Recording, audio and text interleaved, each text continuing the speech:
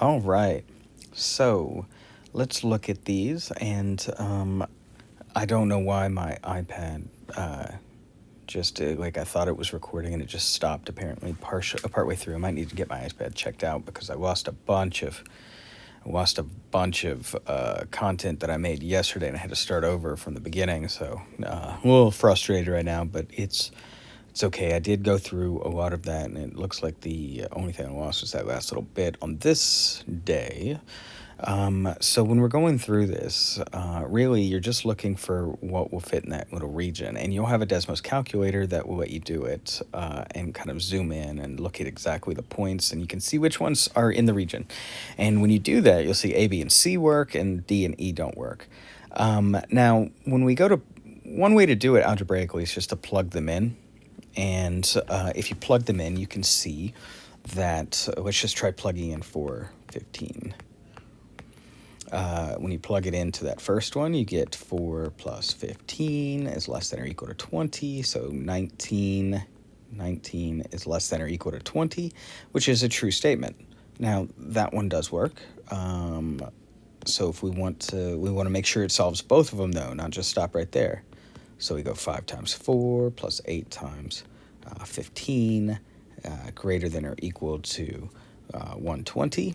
And we get 20 plus, what is that, 120? Greater than or equal to 120. 140 is greater than or equal to 120. So that one we know for sure works. Let's try one that doesn't work just to see what that would look like. So we get 15 plus 5 less than or equal to 20. 20 is less than or equal to 20. That one works, but we need to check the other one because it has to satisfy them both at the same time. 5 times 15 plus 8 times 5 greater than or equal to 120. 5 times 15 is 75 plus 40 greater than or equal to 120. 115 greater than or equal to 120 is not true, so we know that one won't work.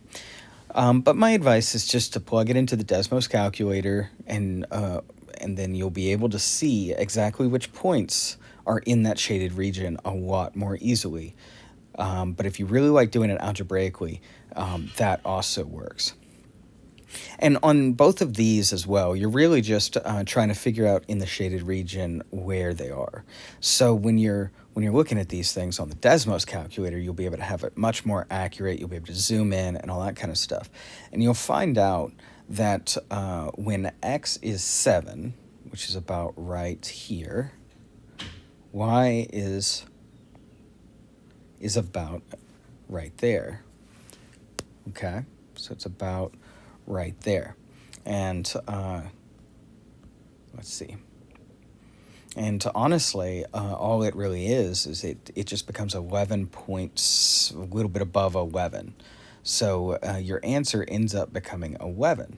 And it ends up becoming pretty easy when you're just looking at it in the graphing calculator, which is all you really have to do for this one. Now, you can solve it algebraically just by plugging in x equals 7 and seeing what y has to be to find the lowest boundary. And but I highly recommend just putting it in the Desmos calculator, both of the equations, setting x to 7, and then seeing what the lowest possible value that you can that you can see on the graph for your ice cream shop hours. And this one's the exact same thing. You're really looking for so Leia prefers babysitting over working at the ice cream shop. Out of 20 total hours, what is the maximum number of hours she can babysit to be able to earn at least $120 per month? So let's see. You want to find the maximum, so you go and you look at the graphing calculator, and which I don't have access to on my iPad, and my computer is going slow. You end up just going through and looking for the point where you have the maximum number of babysitting hours and the lowest number of ice cream shop hours. And you end up getting 13. And really, it ends up just being about like solving the system itself. It's kind of like you have x plus y is less than or equal to 20, and you have 5x plus 5y is greater than or equal to 120. And you could treat this like an equation. You can use substitution. Like if you were to want to figure out how many babysitting hours you'd have to do, you could solve for y to replace all of the y's in here. And if you did that, let me kind of change the order of both of these real fast. You would subtract x from both sides to get y's less than or equal to, I'm just going to use the border equations to kind of do that.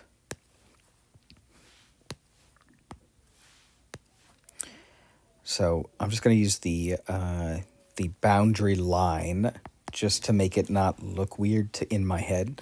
You don't have to do it that way. You can always just substitute, and you get negative x plus 20. And you can take that and put it over here. And you get 5x plus 5 times negative x plus 20 is greater than or equal to 120.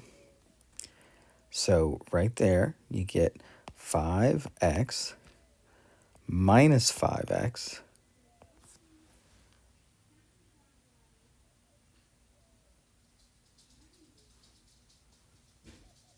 that's an 8.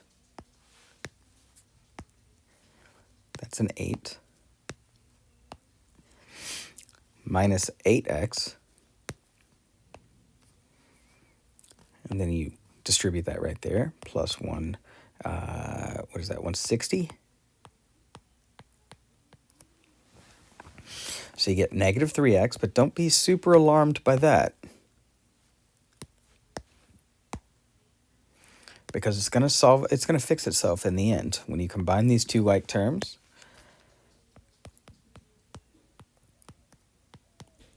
that's where we got the negative 3x.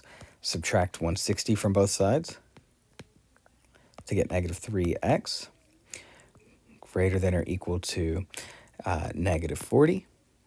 Divide both sides by negative 3 to get x is, remember, you got to flip your sign when you multiply or divide by a negative number.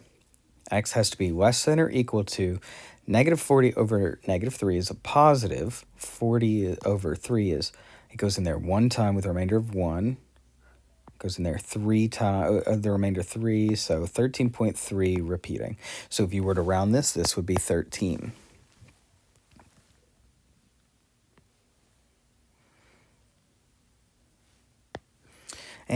But really, again, the Desmos calculator and kind of just zooming in and finding the lowest point, the point where the two lines hit each other, where they intersect, is the best bet.